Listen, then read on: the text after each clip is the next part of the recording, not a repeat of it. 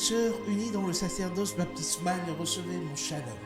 Quelle grande joie, une très grande joie de vous rencontrer encore ce matin dans le train de motivation.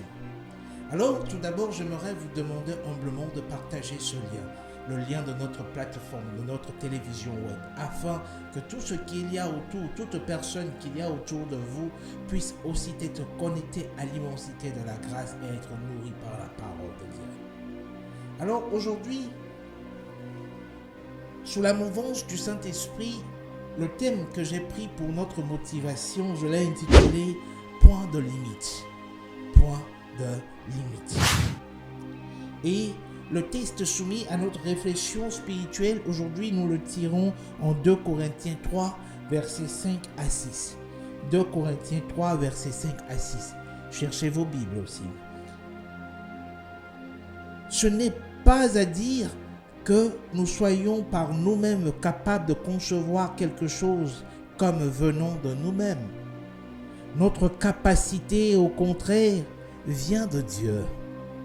Il nous a aussi rendus capables d'être ministres d'une nouvelle alliance, non de la lettre, mais de l'esprit, car la lettre tue, mais l'esprit vivifie. La lettre tue, mais l'esprit vivifie. 2 Corinthiens 3, versets 5 à 6.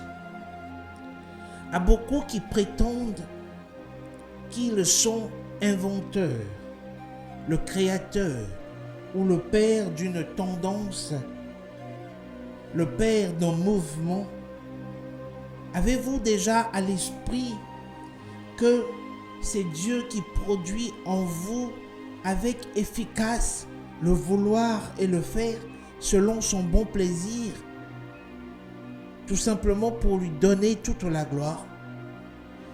Toute personne qui se dit aujourd'hui, je suis l'inventeur de ceci, je suis le père de ceci, le père de ce mouvement, nous nous attribuons ces mérites. Est-ce que une fois vous vous êtes positionné et vous vous êtes demandé dans la sagesse de Dieu, d'où est-ce que m'est venue cette idée pour que je puisse me proclamer père d'une invention ou père d'un mouvement? Et si vous avez posé, ou bien si vous vous avez posé cette question, est-ce que vous donnez la gloire à Dieu en sachant sur la base de notre verset d'ouverture que c'est lui qui produit en vous le vouloir et le faire selon son bon plaisir? Alors si vous l'avez déjà fait, gloire à Dieu.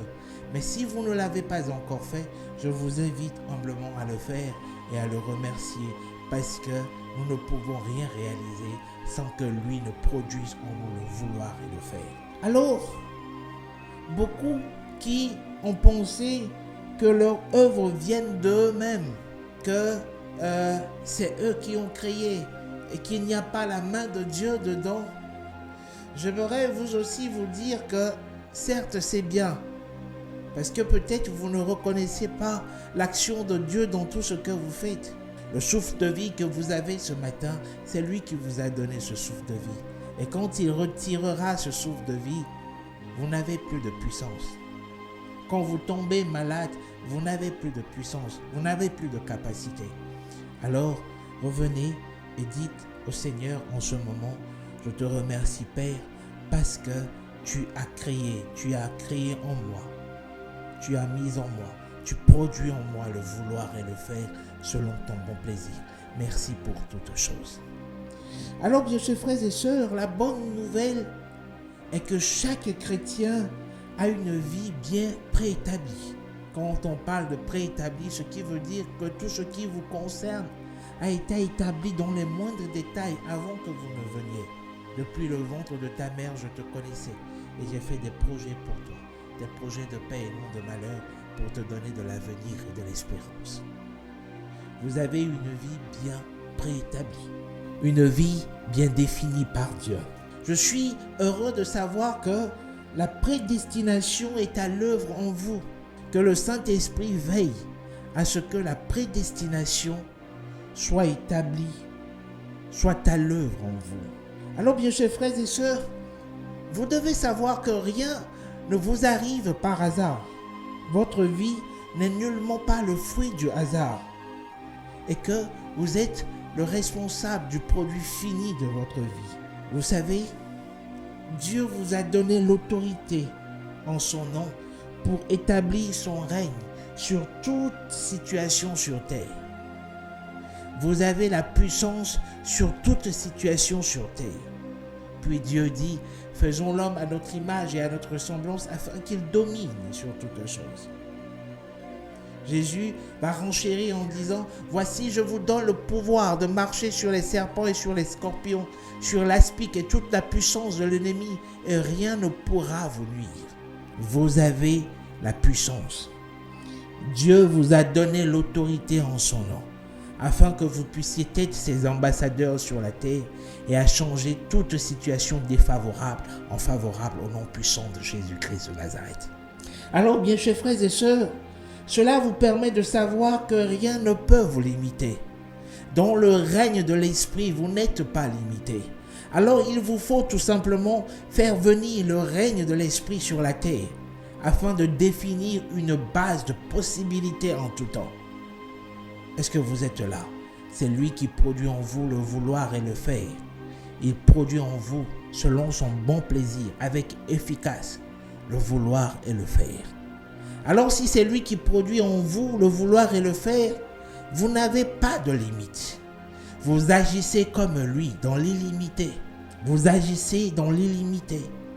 Et tant que vous êtes conscient de cela, waouh, vous êtes capable de tout. Rien n'est impossible à celui qui croit. Tout est possible à Dieu. Si tout est possible à Dieu, alors Jésus pourrait nous dire avec affirmation que rien n'est impossible à celui qui croit. À celui qui croit en qui? À celui qui croit en Dieu. À celui qui croit en sa parole. À celui qui croit que le Saint-Esprit a établi, a mis en œuvre la prédestination pour la gloire de Dieu. Si tu es là, dis à quelqu'un, waouh. Alors bien chers frères et sœurs, je suis désolé de vous dire que ni votre âge, ni l'économie de notre pays, ni l'économie de votre pays, ni la politique de votre pays, ni la couleur de votre peau, ni vos statuts familiales, que vous soyez d'une famille pauvre ou d'une famille modeste ou d'une famille riche, ni votre statut familial, ni vos antécédents financiers, si vous avez manqué d'argent, si vous avez eu des problèmes d'argent, ne peuvent vous limiter. Je suis désolé pour ça. Parce que ceux qui commencent à dire que je viens de loin, j'ai commencé à moins 30, si je suis là, je ne suis pas encore arrivé à 0. Je suis désolé de vous dire que vous agissez maintenant dans l'illimité avec le Saint-Esprit et que vous n'avez plus de motif. Vous n'avez plus de motif pour dire ou bien pour attester votre retard. Non, vous n'avez plus de motif. Je suis désolé. Alors bien chers frères et sœurs, les gens vont me demander ou bien vont se demander comment je peux me limiter. Vous pourrez vous limiter de par votre ignorance. Osée 4, verset 6, mon peuple périt faute de connaissance. La seule personne qui puisse vous limiter, c'est vous-même, de par votre ignorance. Parce que quand vous n'avez pas la connaissance sur quelque chose, vous êtes limité par rapport à cela. Alors levez-vous maintenant et commencez à apprendre. Commencez à apprendre dans vos domaines de prédilection. Commencez à apprendre. Il y a toujours à apprendre jusqu'à ce que vous n'arrivez à un point où vous êtes capable maintenant de définir la ligne qu'il faut.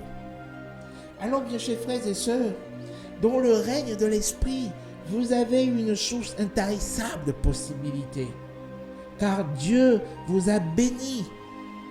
Dieu vous a béni et vous a donné le Saint-Esprit afin que le Saint-Esprit soit votre suffisance. J'entends les gens me dire, mais tellement ce gars-là se suffit. Oui, je me suffis. Vous voyez que je me suffis. Mais moi, ma suffisance, c'est le Saint-Esprit. le maître par excellence, celui qui m'enseigne tout, celui qui me fait voir les choses à venir. Et je vous dis, à vous aussi qui me suivez, que votre suffisance, c'est le Saint-Esprit et que Dieu vous a béni avec le Saint-Esprit. Est-ce que vous êtes là? Vous êtes bénis avec le Saint-Esprit. Vous êtes remplis de connaissances avec le Saint-Esprit.